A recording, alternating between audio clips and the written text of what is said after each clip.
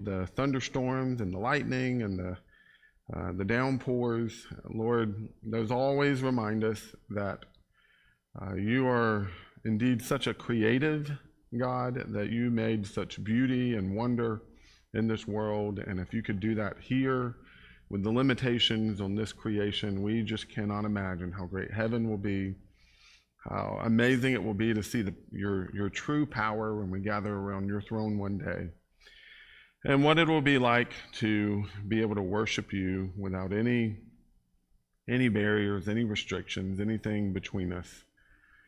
God, we are thankful that we get little reminders of that on this world. And we're thankful that we get reminders about what it means to live righteously, what it means to trust in you and trust in your plan, and trust that you know what our future holds, and that you will always craft our future in ways that can bring glory to you, and help that to always be our goal. And it's in your Son's name we pray. Amen. All right, we got a smaller crowd tonight with the stormy weather, I think, but thank you all for coming out. Genesis, we're going to start in 41, Genesis 41. We didn't quite get to the end of our story of Genesis 41. We kind of skipped ahead a little bit and all of that, so we'll try to slow down a little bit and stay in our lane as it goes with Scripture. But we kind of ended the story here in 41 where Joseph interpreted the dream. That was not thunder. That's so Joseph interprets the dream of Pharaoh. I'm not sure which one. I'm going to put it up here and see what happens, and not move for the rest of the class. So Joseph interprets the dream of Pharaoh. It does not like the word Pharaoh. That's what I'm finding here. So we might need to, hey, Matt, do you want to switch out for the lapel? Maybe that will.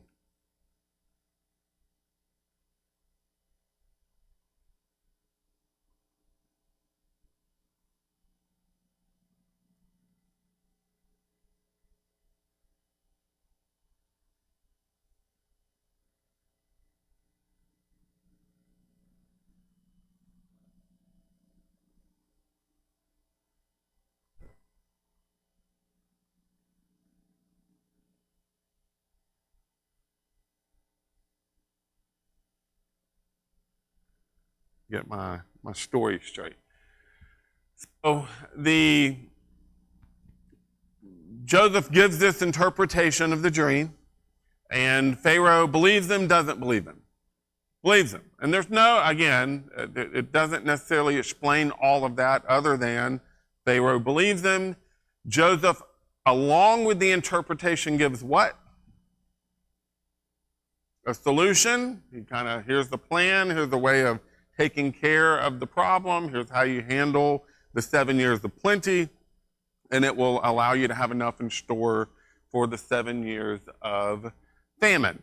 And so Pharaoh recognizes the genius, the wisdom, and so he puts Joseph in charge and essentially makes him second command. Then you've got all of the blessings that come to Joseph because of that. So you take Joseph and his kind of up and down life. He starts on the top of a small family, right? And gets sold into slavery, goes back to the top of Potiphar's house of being a slave. But what happens? Falsely accused, right? So he becomes a prisoner, becomes the top prisoner, and then is forgotten. And now he becomes like higher up than he's ever been, right? So he's second in command of the most powerful nation on earth.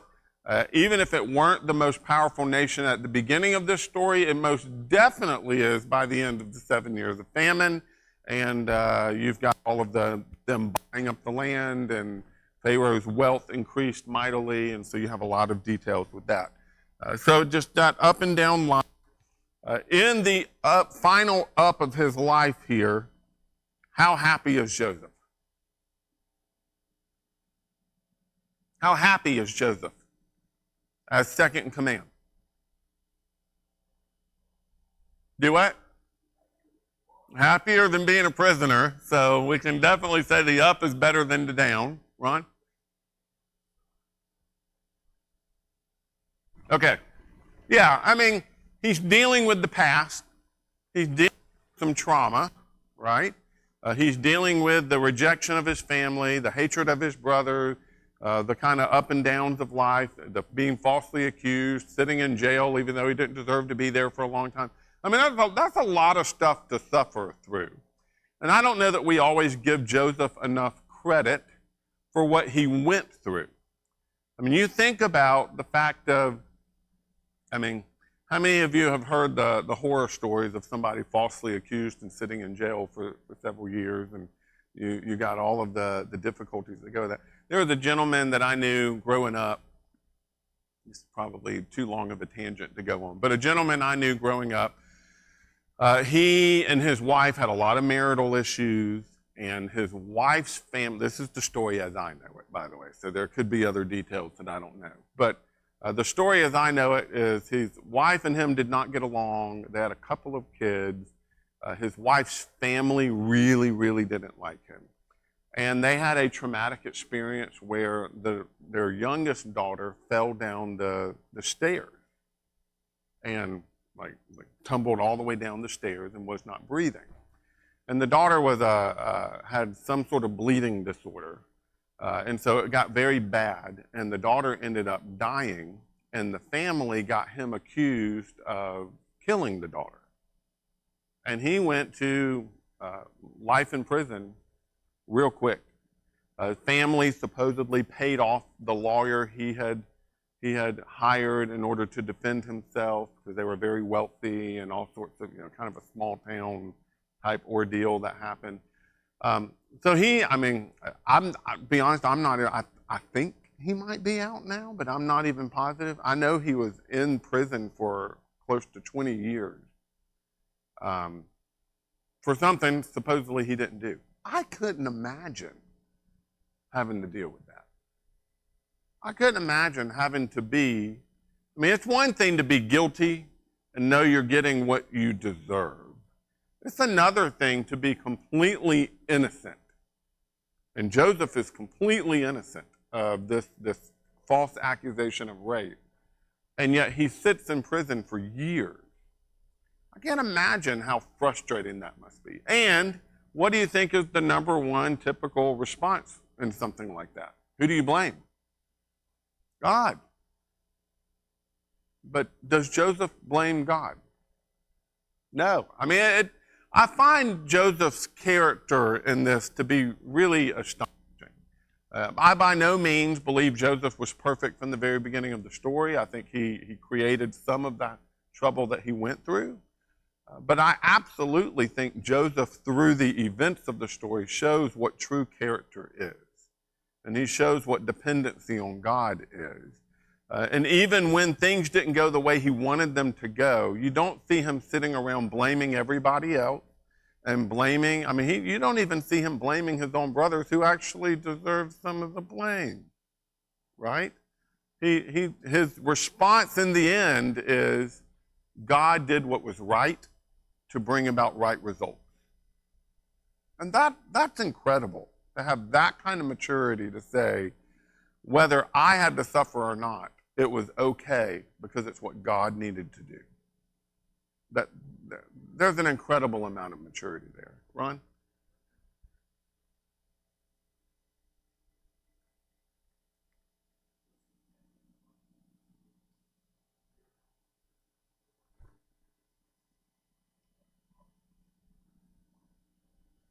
Mm-hmm.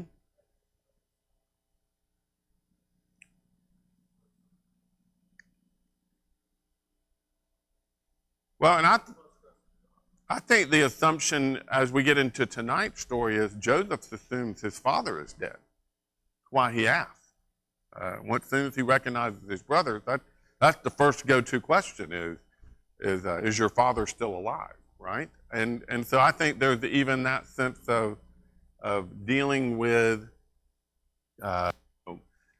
all of the grief that comes with the unknown.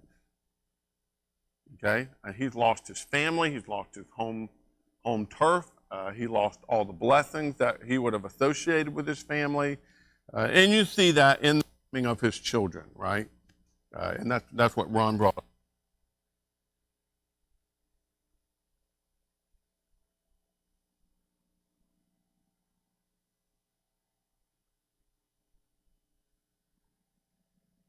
In God's blessings in that, isn't he also recognizing the trauma and the difficulty?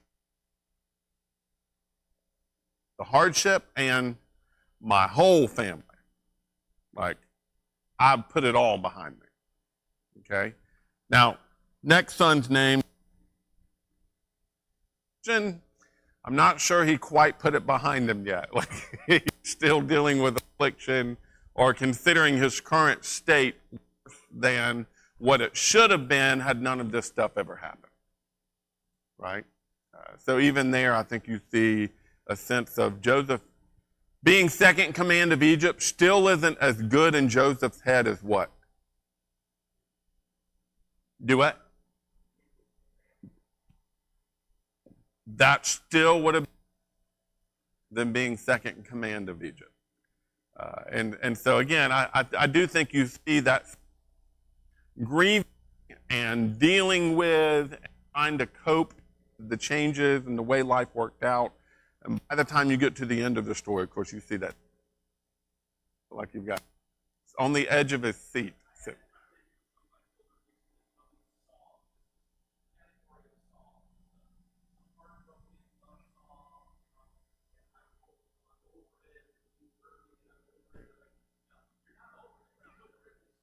yeah, yeah. Mm-hmm. Yeah.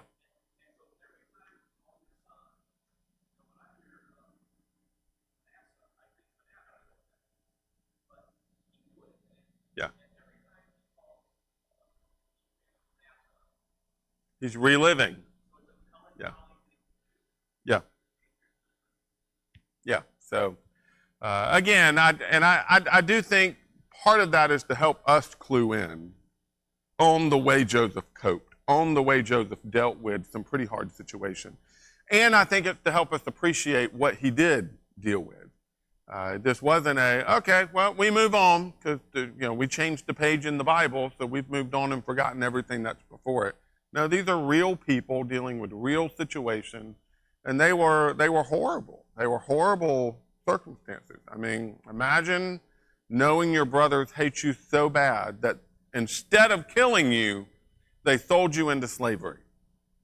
And I mean, imagine being the brothers that are sitting there eating lunch while their brother's yelling from the pit, saying, "Guys, come on! Like, be real! Come on!" I mean, who knows what all was said? But what a difficult thing to deal with. But Joseph comes through it, and of course, then we've got the twist in the story, which is now we're 2 years into the famine, and the brothers come a-calling. And they need food. And of course, Joseph immediately recognizes who they are. They do not recognize who Joseph is. I would imagine his appearance has changed a lot in 13 years. You go from 17 to 30 years old. That's a pretty big difference there. And then, well, I say 30 years old. He was 30 years old when he entered the service of the king, so he's 37, 39 now. If I get my math right. 7 years of famine, right? Or 7 years of plenty, and now 2 years of famine. So he's 39. So he's gone from 17 to 39. He's going to look different. And he's going to be dressing different. And he's going to be talking different. Egyptians were known for their bald heads. Hebrews were not, right? I mean, you can see a lot of the differences there in the way they're going to look. So they don't recognize him. He does them. He obviously knows their language. He obviously can hear them communicate with each other. So he's got the inside track here. He asked where they come from. They come from Canaan. You are spies. That's immediately what he says. And of course, they say no. And I think he uses this as a way of, some have implied that Joseph uses this as a way of revenge. I don't know that I land there because he so easily turns to God worked this out for God's purposes. And that does not seem to be a realization at this point. I think he's doing this to get information. Yeah. Yeah. I mean, he knows this is difficult. And like Keith pointed out on Sunday, I mean, he does remember the dreams. He remembers some of the things that might have run ahead of this. And so he does accuse them, and then he kind of uses their defensiveness to get information, which is a very smart, interrogative thing to do. Keith? Yeah.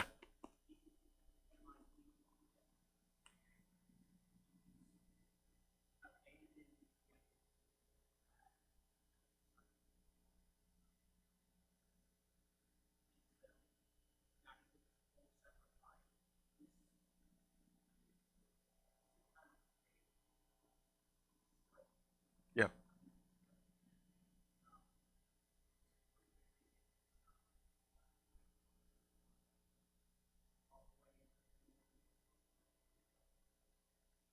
Yeah. And you got to remember, Joseph has been a premier administrator for 9 years at this point. You think he's learned a little bit about interrogation, about administration, management, how to deal with people, how to get information, all of those? I mean, absolutely. This has been his job for almost a decade now. And so he knows to do, how to do what he wants to do here. So he accuses them of spying, and I do think you're right. He doesn't know what their response would be to him, and he doesn't really, you'll note, he does not come clean until Judah does. Right? That is the time at which he goes, okay, they are different now than they were, 39, 17, 22 years before when they sold him into slavery. So they of course claim honesty, that they are being truthful, that they are doing the right thing. He asked them questions about their father. They give the information that we have. There's 12 of us sons. One is still at home with dad. One is dead. So that lets him know what do they believe? They believe he's gone. So he has no reason to reveal himself at this point. But yet that also doesn't reveal any information about how they feel about him being dead. Right? Are they regretful of that? Now, he does pick up on that because they start going, oh no, God's punishing us for what we did, So he does get a sense of that. But ultimately, what you've got here is a man who is getting information. So what's he do? What's his plan? When he still is accusing them of being spies, how does he treat them? Yeah, first time. Yeah.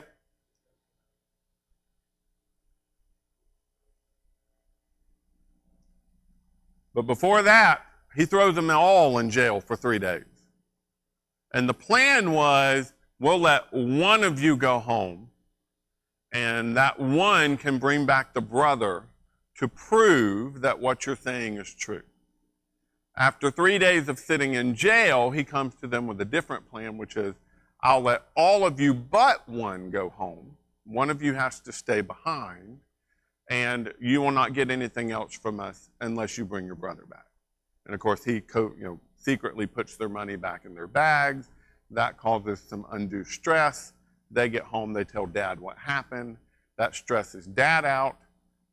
He's wondering what in the world is happening here.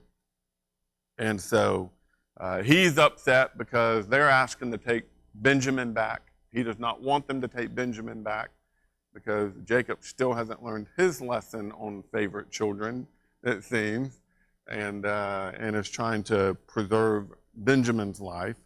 There's also a possibility that Benjamin is significantly younger. You kind of put the order of how the children came into being. Some have even supposed that the dreams that Joseph had at 17 were actually because mom is still alive in those dreams, if it's not talking about a stepmother, that Benjamin hasn't even been born yet. And so Joseph doesn't even know there's a younger brother. That has happened within the last 22 years or so.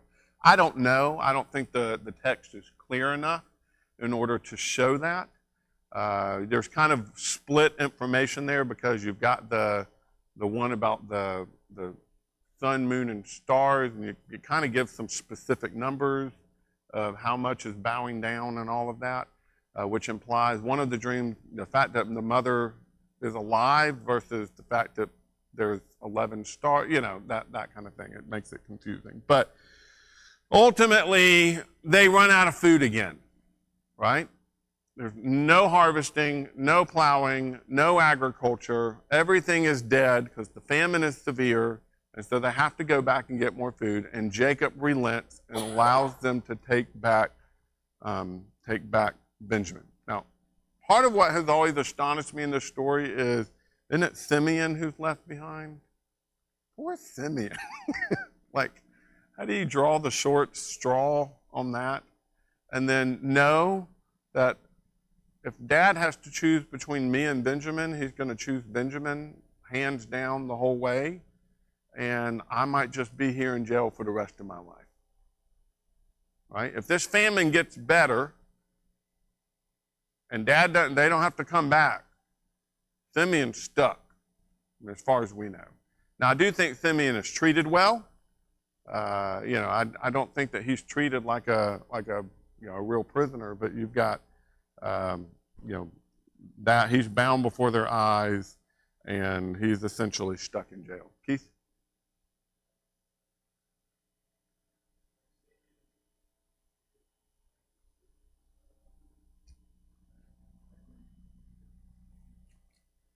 No, it was Reuben initially. Reuben is the one who says,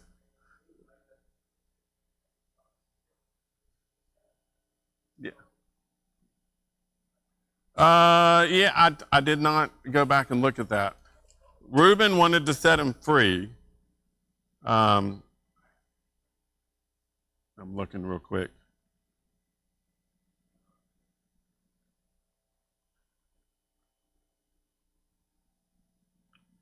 You've got, they sat down, they saw a caravan of Ishmaelites coming, their camels. Judah said to his brothers, hey, let's sell them and make some money. And it doesn't mention Simeon there. That's back in chapter 37. So it's one of those, and when it comes to guaranteeing Jacob, that's been Reuben all along. Reuben, I'll be the one that is punished if we're not able to get him back and all of that sort of stuff. And so I've always thought, poor Simeon in that story, poor fella. But they do come back, and of course, they bring Benjamin with him. This is down in chapter 43. Jacob is very nervous about this. He basically says, well, take double the money so that you're paying double since we got our money back last time, and then take all the gifts we can send, which does not seem like it's going to be a lot because they're in the middle of a famine, but they do bring balsam, a little honey, aromatic gum, resin, pistachios, almonds, so some of the produce of their land. And they bring that as a gift to to Joseph, or to the second in command, Zaphanath-Paneah. We'll just call him that from this standpoint. Mostly because it's fun to say. I really like the name, Zaphanath-Paneah, although my wife shot me down on child number 3. So, I'm kidding. I did not really want to name him Zaphanath-Paneah. But they take the gift, they go back. Joseph saw Benjamin, verse 16, take the men to my house, slaughter an animal, and prepare it. He tells the steward, and they do that. And then what's bizarre about this little feast that happens? Okay, so you've got Joseph eating separately, Okay, I don't know if it's in a different room. Yeah. He can't eat with them because the Egyptians did not eat with Hebrews. And the Egyptians that are there eating that meal, they do not eat with the Hebrews. So you got the Hebrews at one table, the Egyptians at another table, Joseph sitting separately. What else is weird? Sets them in birth order, which again is not that strange if they're all young. But how old is Joseph? The second youngest childish, at this point? 39, 30, 40 maybe at this point, depending on how much time has passed from the first visit to the second visit. So 40, 41 years old. So all his brothers are older than him. How easy is it going to be to distinguish their ages? I mean, you get to 43 and everybody looks the same age. These days you see 70-year-olds and you're like, oh yeah, you're 45 now? I mean, it's amazing. Aaron and I were talking about that the other day. That it's amazing that now 70-year-olds look like actresses that were 35 years old 20 years ago. I mean, it's funny how people hold their age.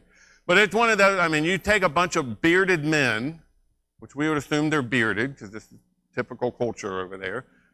Bearded men that are all agricultural, that are, they're used to working out, slaving out in the sun every single day. They're all going to look old. Right? They don't got skin creams they're putting on every day. I mean, they did have balsam. They did mention balsam. But, I mean, they care about skin cream. They all look the same age, except for Benjamin, probably looked significantly younger. How do you get that right? Okay.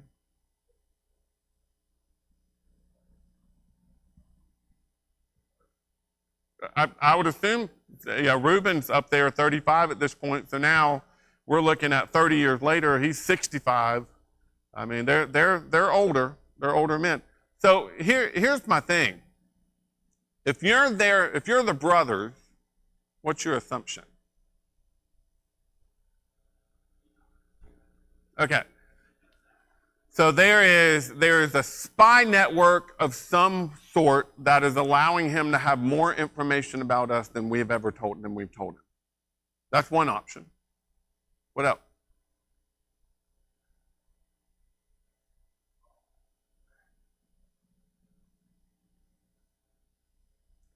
Yeah, so I would assume they would have some familiarity though with Egyptian and the things the Egyptians believe. So maybe this is something that the gods have told them.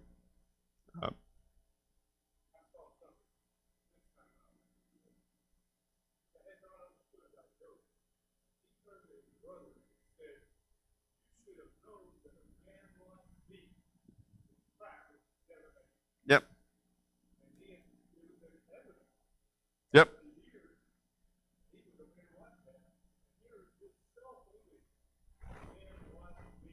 Yeah.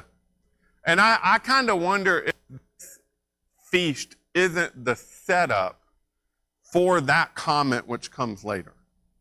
Okay, he puts his, because if you move forward in the story, he gives them the food, he sends them back home, he puts the money bags back in the top of their grain sacks, and he puts his divination cup in Benjamin's sack, right? And then he has his guard go and stop them, and of course, they find the divination cup. And he makes that comment, you should have known that a man like me can practice divination. I wonder if this isn't the setup for that. Because they've got to be sitting there wondering, how does he know how old each of us are? Like, we've got our nameplates right there in front of our plates, and we're all in order. And this is his way of showing he has information that they don't think he should have. It is another interrogation technique, honestly. He is setting himself up as a frightening authority in their life. And I still wonder if at this point he's still wondering what in the world is going to happen.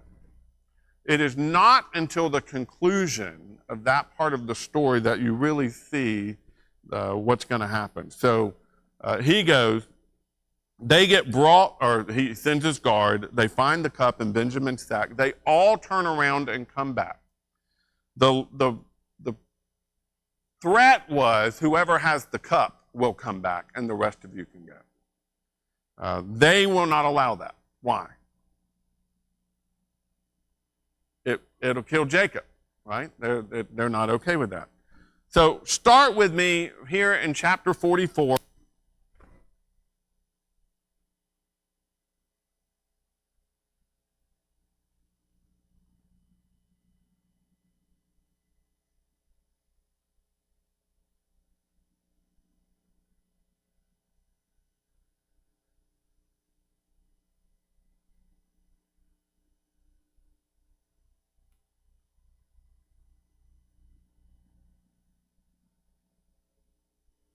You said to your servant, bring him to me so I can see him. And we said to my Lord, the boy cannot leave his father. If he were to leave, the father would die. Then you said to your servant, if the younger brother does not come with you again, you will not see me again. This is what happened. When we went back, my Lord, but our father said, go again and buy us a little food. We told him we cannot go down unless our younger brother goes with us. If our younger brother isn't with us, we cannot see the man. Your servant, my father, said to us, you know that my wife bore me 2 sons. One is gone from me. I said he must have been torn to pieces, and I have never seen him again. Now, what has he learned? What's he learned here? He knows that his father believes he's dead. Why didn't Dad ever come looking for him? He thought he was dead. Okay, so that's one piece of the puzzle he needed. Okay, keep reading. 9, if you also take this one from me and anything happens to him, you will bring my gray hairs down to Sheol in sorrow. Okay, second thing he learned. Did his father grieve his death? Yes. Okay, verse 30. So if I come to your servant, my father, and the boy is not with us, his life is wrapped up with the boy's life. When he sees that the boy is not with us, he will die. Then your servant will have brought the gray hairs of your servant, our father, down to Sheol in sorrow. Your servant became accountable to my father for the boy, saying, if I do not return him to you, I will always bear the guilt for sinning against you, my father. Now please, let your servant remain here as my Lord's slave.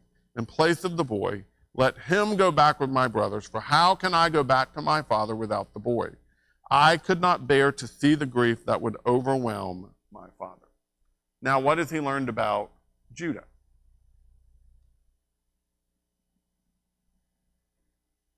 Do what? Yeah. Yes, it is. Judah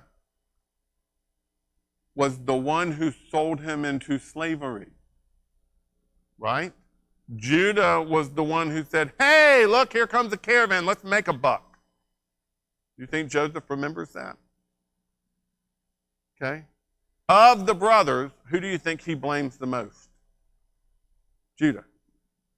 Who is the one defending his family here? Judah.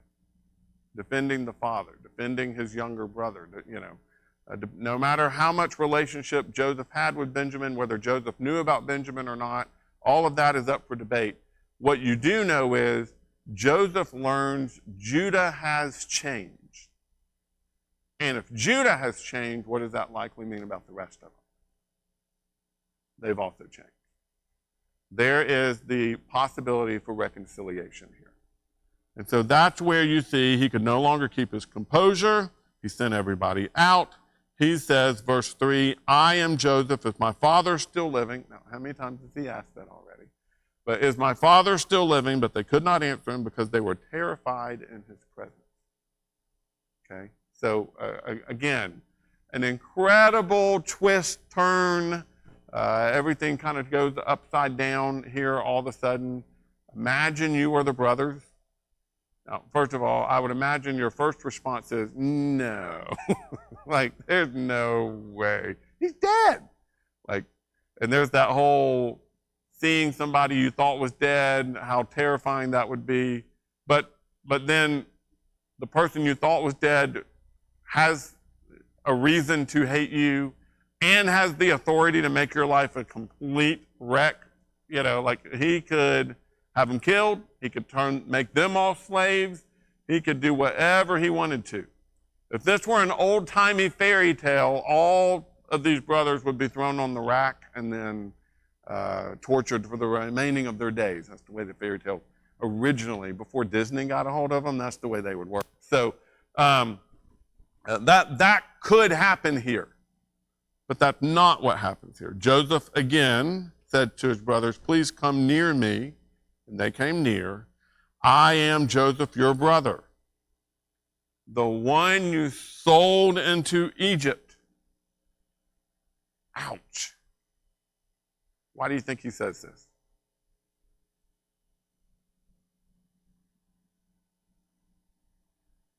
Okay. Do I? Yeah. So, Keith?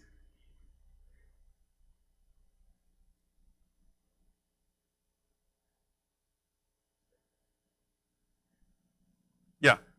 You've got to also understand this has been kind of a up and down, topsy-turvy experience with this strange ruler man from Egypt who knows things he shouldn't know and who seems to act emotionally erratically on several occasions. He's had to remove himself from the room to go cry. He's had to, he immediately accused them of spy. He apparently practices divination. Like, there's all sorts of stuff. He knows a lot about them. What do they know about him? Nothing. Nothing. Other than he is the one in control.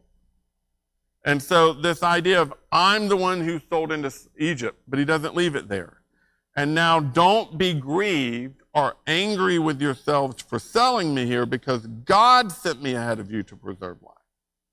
The famine has been going on these last 2 years, and there will be 5 more years without plowing or harvesting. God sent me ahead to establish you as a remnant within the land, to keep you alive by a great deliverance. So it was not you who sent me here. He reassures them again. It was not you, but God. He has made me a father to Pharaoh, lord of his entire house and ruler over all the land of Egypt. So here, while he does say,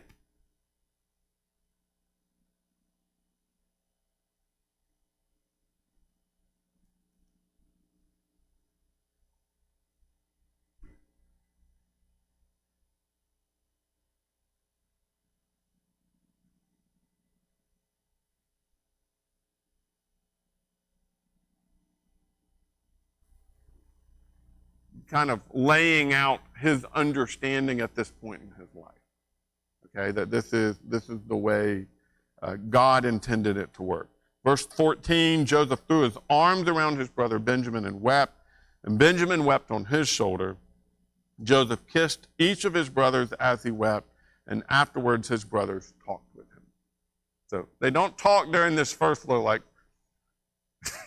what do you say when all of a sudden your worst decision you ever made comes back to slap you in the face? And it's real bad. Do what? Yeah. My bad. Sorry. Yeah. Logan?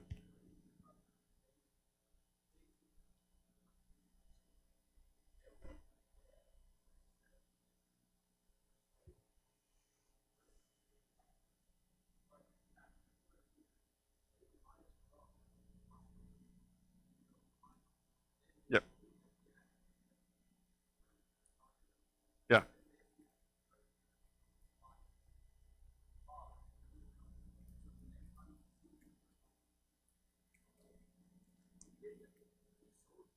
Yeah.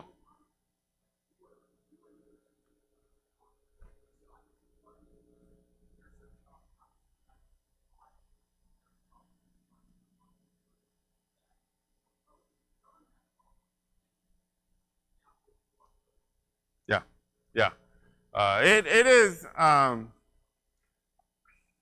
This is one of those heavenly movie theater things I want to watch. I don't know about you, if that really does exist. I'd love to dial into this story and see this confrontation, because I can't imagine the facial expressions that are on each brother's face, and kind of being confronted with this mistake, this decision, the last 30 years, exactly all the things that went on. But of course, news spread. Oh, go ahead, Keith.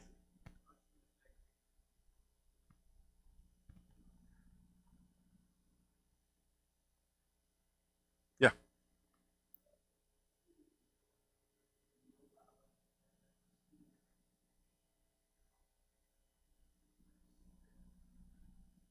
yeah,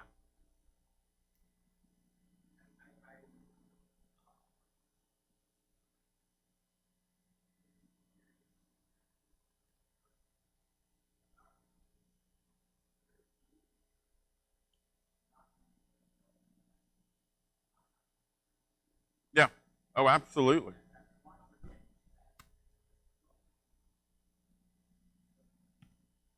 Put them on the rack. Yeah, yeah,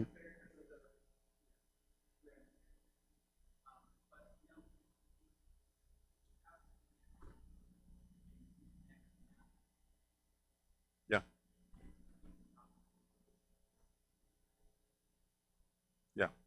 Logan.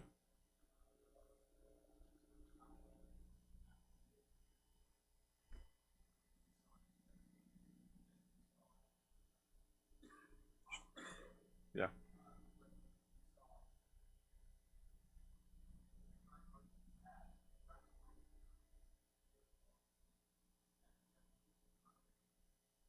yeah,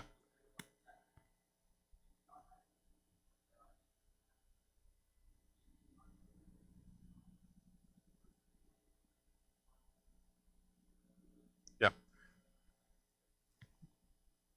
So here's of the story that have always astonished me is whether you, so we started the whole Joseph story talking about the dreams and whether the dreams came from God or didn't come from God and those things.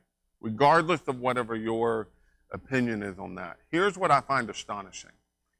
The dreams don't demand reconciliation. You ever thought about that? All the dreams, whether they were from God or not from God, all they taught is that that Joseph was going to have authority and others were going to bow down to him. That's all it taught. What Joseph does with that authority,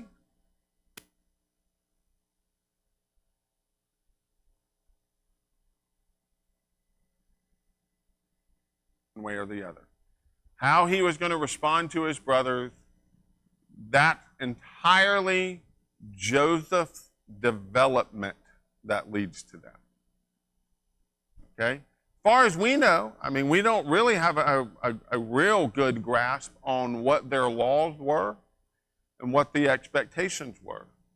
Generally speaking, from a cultural basis, eye for an eye, tooth for a tooth was typically a generous expectation by law in ancient culture. Because it was generally not eye for an eye, it was generally head for an eye. Right? It was, the punishment was generally way more severe than the crime.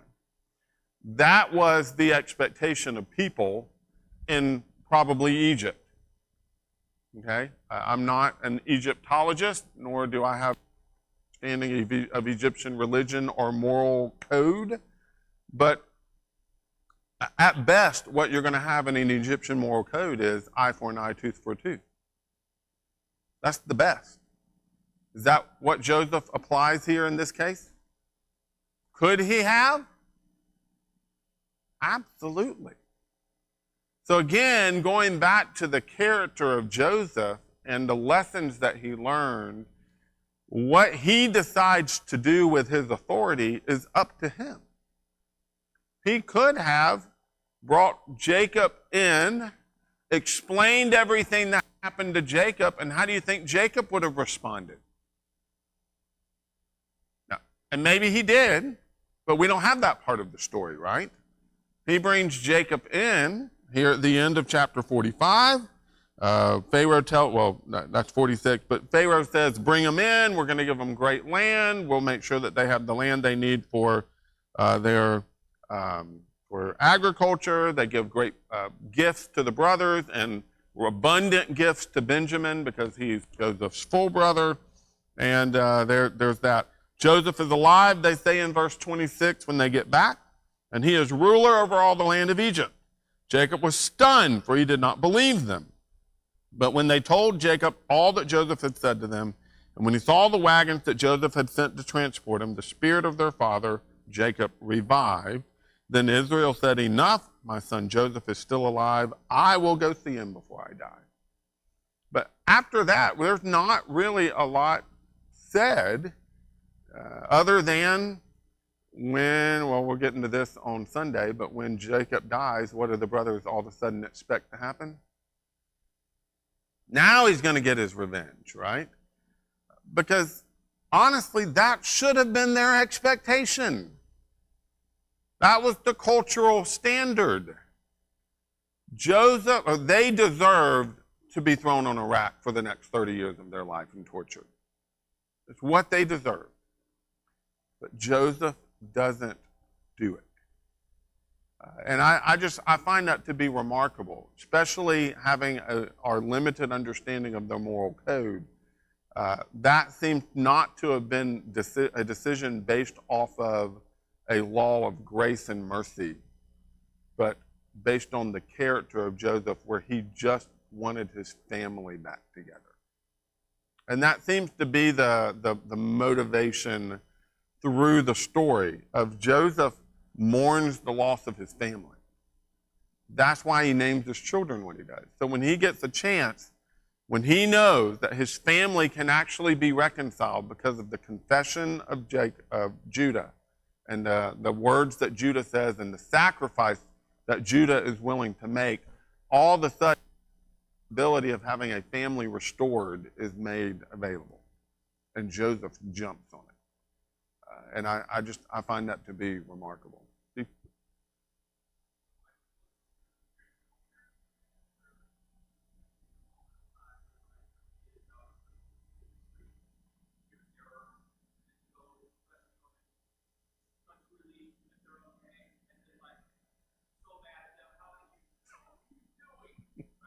Yeah.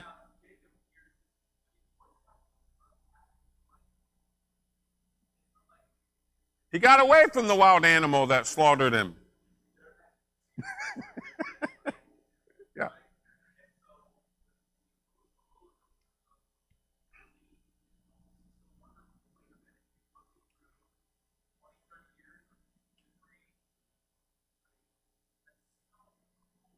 Yep.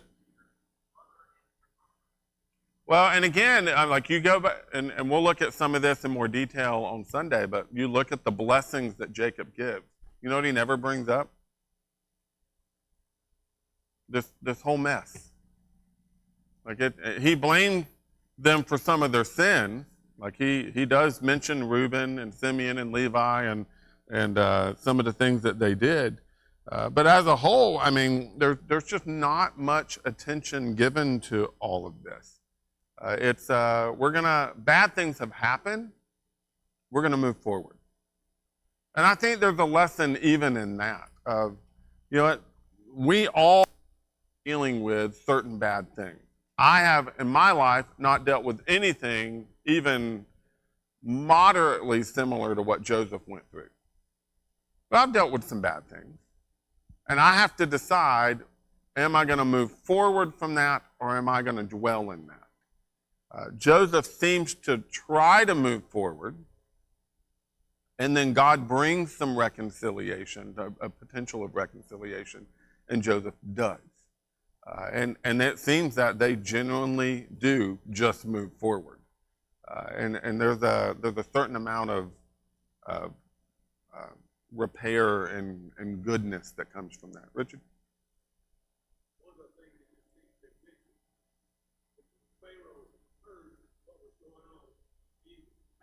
Yeah. Yeah. Yep.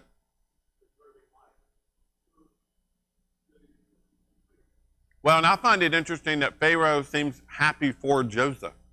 So there seems to be a personal relationship there of sort that allows Pharaoh, I mean, Pharaoh is the one showering blessings on Benjamin. I mean, you think about that, and sending his carts up there to bring them back and giving them the best of the land. This is a chance for Pharaoh to pass the blessing on of his interaction with Joseph. And so you see that. Ron, you had a point a minute ago?